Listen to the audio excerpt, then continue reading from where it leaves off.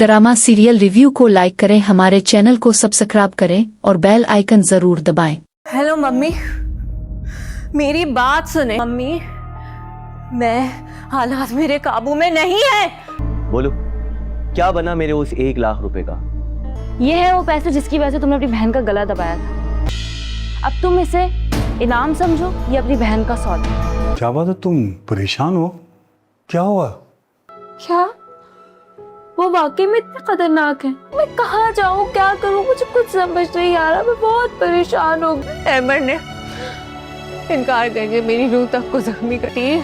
मैं नहीं रह सकती, नहीं रह सकती। लड़की कौन है? मुझे नहीं लगता कि वो लड़की मुझे पसंद होगी। किस्त का आगाज एक इंतहाई पुरस्कार मंजर से होता है, जहां जोबिया के चेहरे पर छाई बेबसी और परेशानी फौरन अहमर की तवज्जो अपनी जानिब खींच लेती है।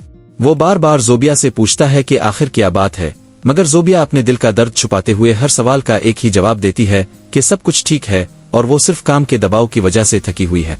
लेकिन इसकी नजरें, इसकी घबराहट और अपने बास की गैर मामूली तारीफें अहमर के दिल में कई सवालात पैदा कर देती है। इसे महसूस होने लगता है कि जोबिया अपनी मर्जी से खामोश नहीं बल्कि किसी खौफनाक दबाव के तहत सच छुपा रही है।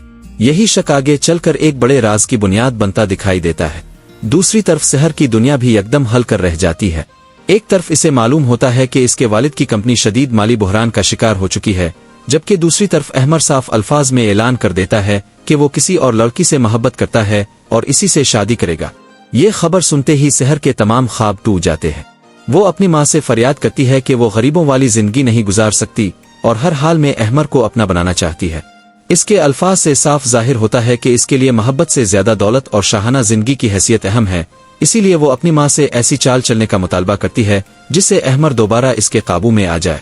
उधर जोबिया जब नोटों से भरा बैग लेकर घर पहुंचती है तो इसके घर वालों की खुशी की कोई इंतहा नहीं रहती।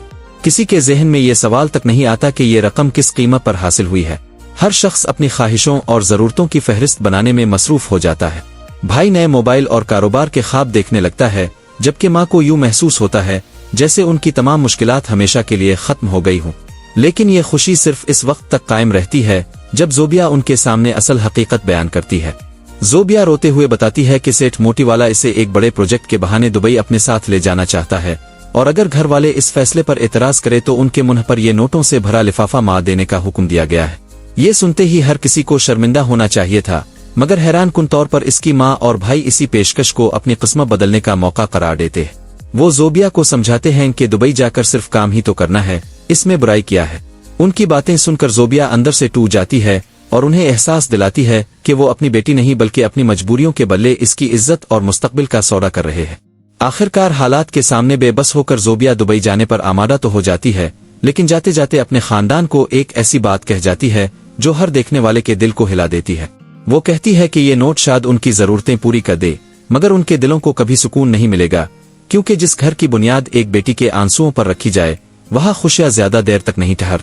इसके अल्फाज इसकी बेबसी और खानदान की खुदगर्जी दोनों को बेनकाब कर देते हैं। तन्हाई में जोबिया को अपनी बहन सिबिया की याद आती है और इसे एहसास होता है कि जिस जुल्म और मजबूरी का शिकार कभी सिबिया हुई थी, आज वो खुद इसी रास्ते पर धकेल दी गई है।